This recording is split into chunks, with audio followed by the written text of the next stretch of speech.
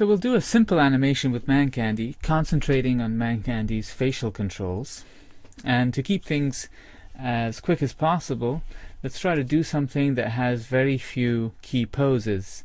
And the simplest thing I could think of is doing a take.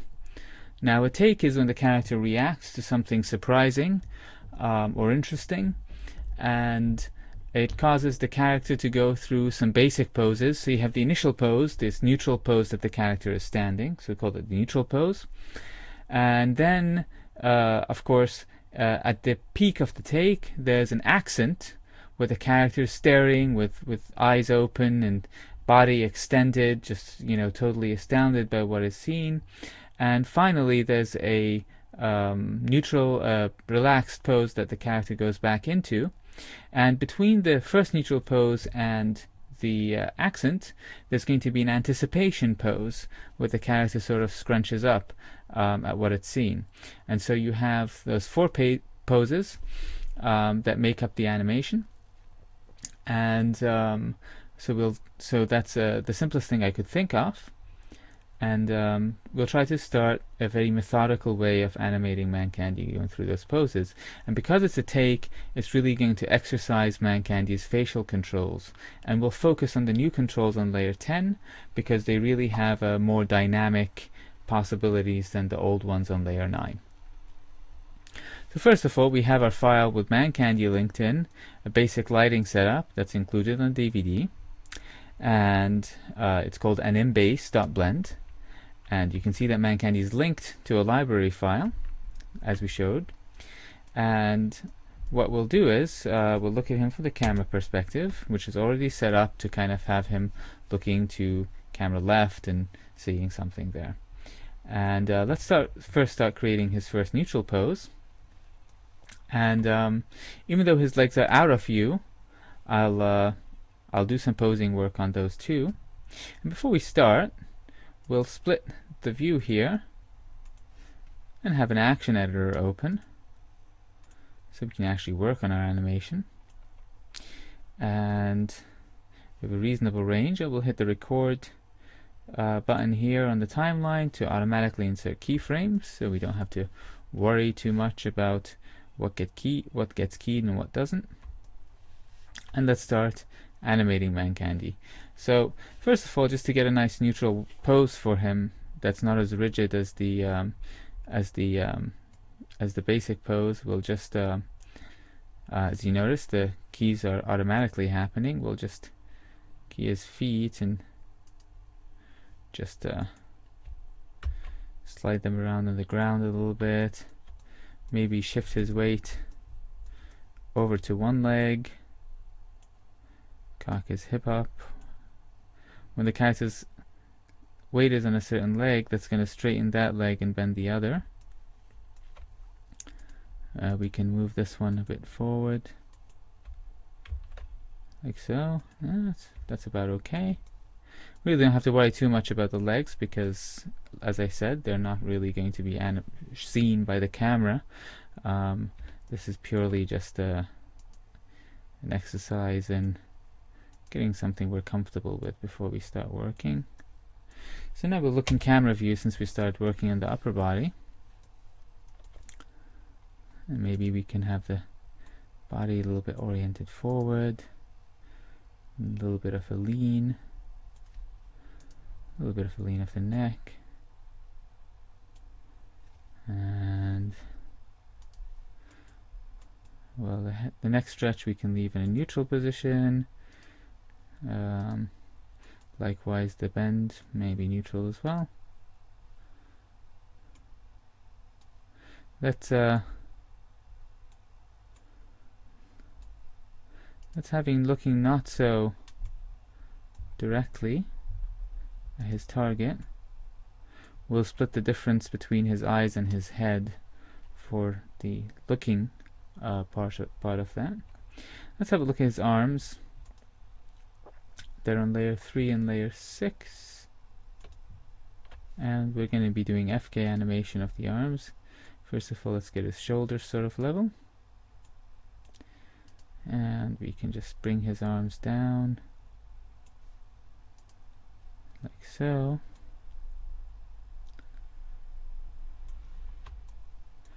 maybe swing them like that, so he's kind of holding his hands in front of them a little bit.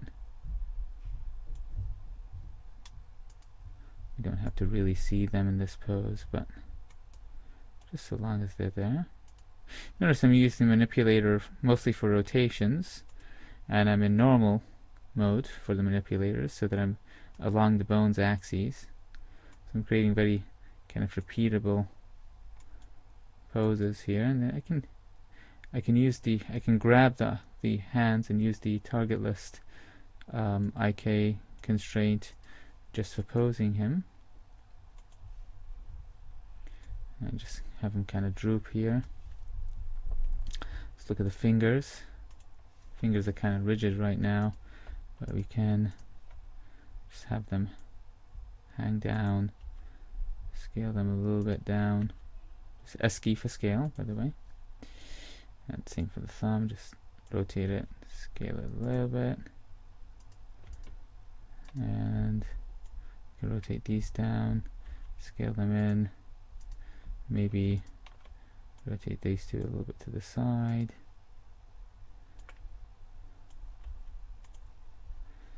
And I might relax the shoulder even further. There we go. Let's look at the facial bones. So the most important thing is to think about where a character is looking. So maybe he's looking over there. Maybe his mouth is slightly open. You can droop his lip a little bit.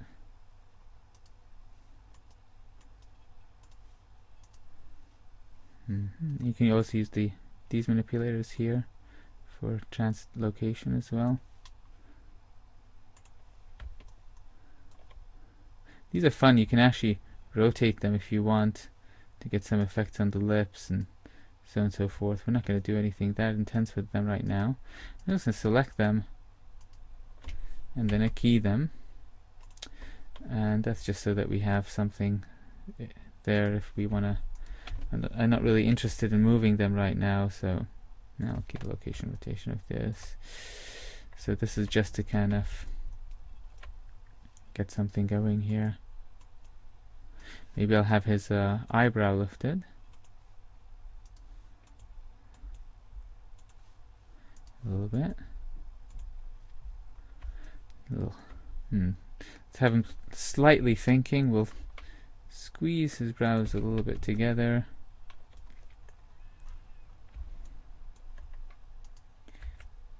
Maybe scale this down a little bit. We'll droop his eyelids a bit.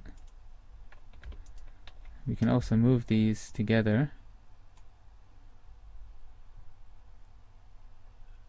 This is kind of a more emotional expression. Let's keep it a little bit heavy-lidded for now. We'll key these guys' location. We're not going to actually move them yet.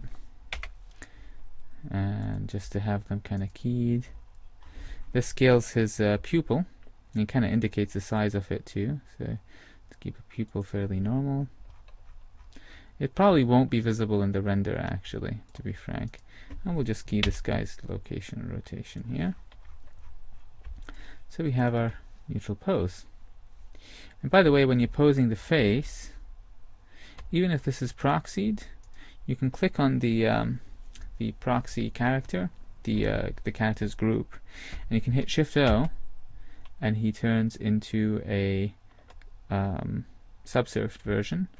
So you're able to do that so that you can do the facial poses and kind of see what that looks like on the subsurfed character. So I can give him a little squint, or we can, or even sneer his nose a little bit here. And you can change the level of the subsurf by hitting Control and the number key, but not on the numpad, which I was doing by accident just now, but actually on the top row of numbers on your keyboard. And that way you can turn the subsurf to the lowest level by hitting Control 1, so it's still a little bit responsive even though it's in subsurf mode. and make it like slightly quizzical here. There we go. That's kind of a little bit of a slack-jawed expression. We can go ahead and hit Shift O again and put him back in non-subsurf mode. And we can save this file as a new name. Call it take.blend, for instance. And so that's our first action. And this action here, we can call it my take, whatever, Mancandy take. So we have a first pose. Now what I'll do is I'll when I'm starting the posing, I won't worry too much about what is going on in time-wise. I'll just worry about getting the first poses down. And so what I'll do, instead of going like thinking about when he's going to do this or that, I'll just go 10 frames forward and I'll lay out my second pose. And so for the kind of anticipation part, we have to imagine that he's all scrunched up. And so we can start from big to small. And by the way, Shift Space or Control Up arrow lets you maximize a window in Blender, which is convenient if you're trying to have as much screen real estate as possible and not have to worry about having all the buttons around when you don't need them. And then it's a quick shortcut to get them back. So just so you know, so in our little anticipation pose, we're going to scrunch him up. So maybe I'll move his torso back a little bit, and then I'll roll these guys a little bit forward, scrunch it up a little bit down, so. Let's really scrunch up his neck, and we can even shorten his neck with this guy here. We're just pulling it like that, which is a handy little cheat. We'll actually move his face a little bit away and down here. Now maybe as his torso comes down, his arms could sort of come up a little bit. Shift Space. So maybe we can put these up.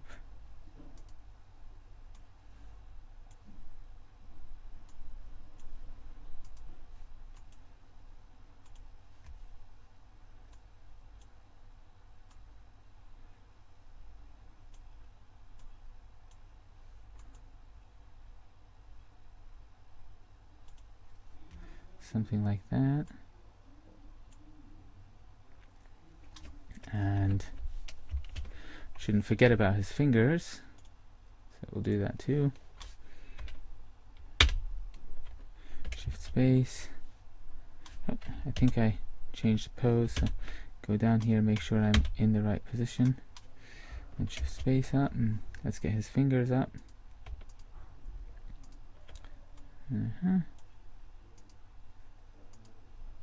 So maybe I'll spread these out a bit and roll them so he's kind of grasping at the air a little bit, like that. And I can have a fun spread of his fingers on this hand, so you can see them go.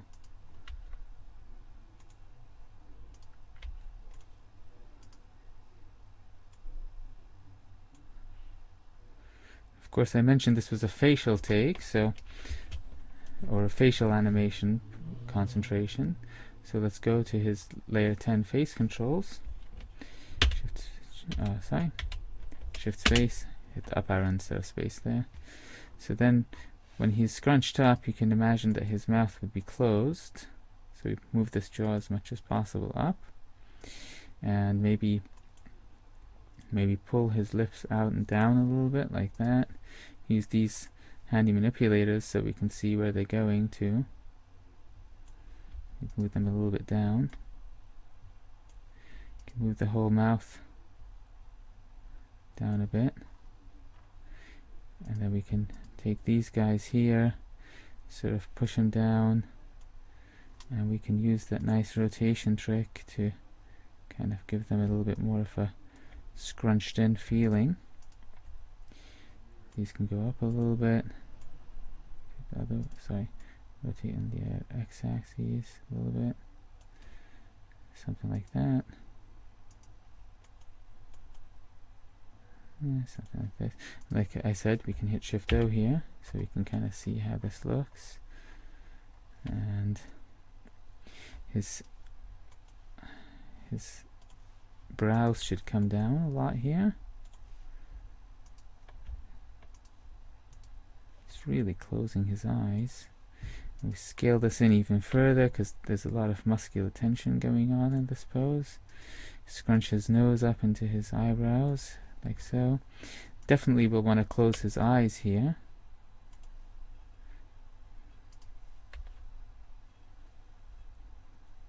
Like that.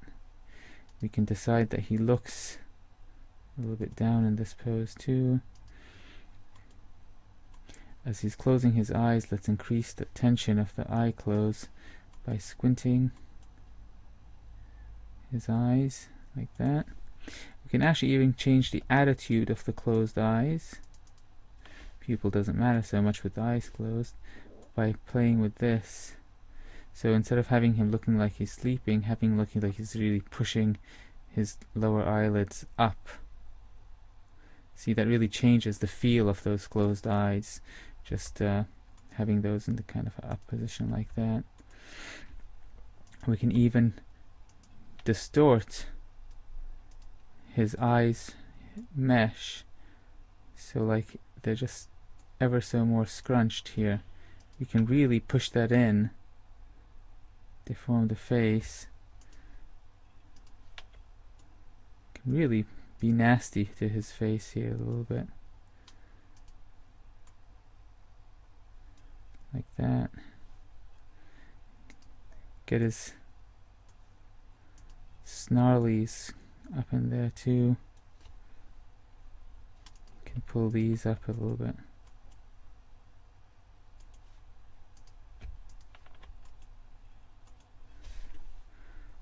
Sort of really accentuate that expression. And we can even do cool things like squash his whole head down. And to keep that squash, that volume preservation, we'll pull it out at the same time.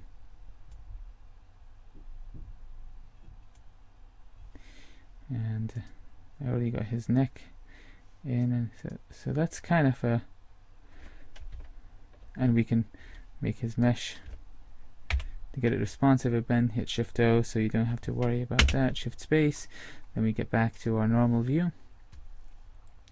And we can tweak the torso and neck a little bit, have the neck swing his head a little bit away from the thing that he saw, like so.